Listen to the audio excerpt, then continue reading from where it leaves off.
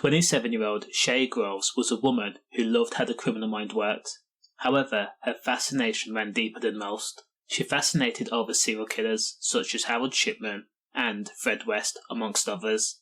And at her home in Botley Drive in Havant, that she shared with a close friend, Shaye's room was an homage to serial killers.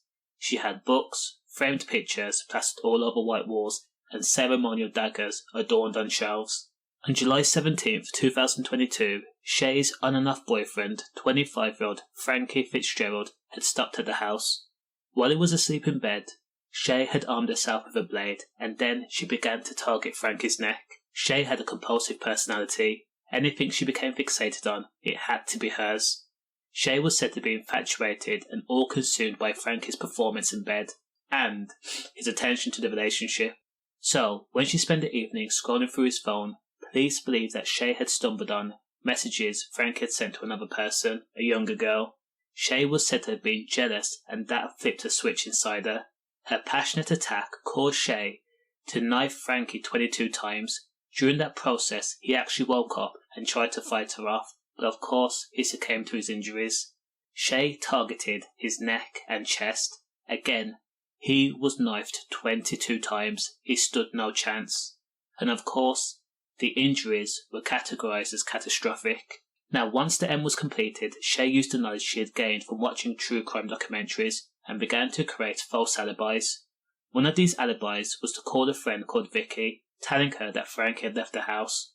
Only Shaye couldn't contain her excitement, of course, as to what she had just accomplished. She had taken someone's life.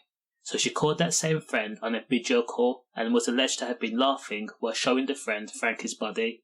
The friend who was called Vicky Bater was mortified, and she in turn called the police straight away, telling the operator, "I watch crime things, but this is real." She then began to explain to the operator exactly what Shaye had showed her, and what she thinks had been done. When police arrived at the address in Havant, police said that they could smell bleach in the area and the crime scene had been cleaned up. They also says that Shaye told them that the knife that she used was in the sink. Shaye explained to the police that she was going to call them herself, but she needed to get her head right.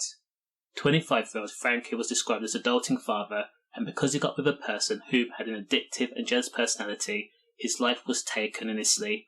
Now, the most ironic thing about the whole situation is, Shaye Groves denies a charge of M. How is that possible? And the trial continues. Condolences to Frankie's friends and family. Stay safe.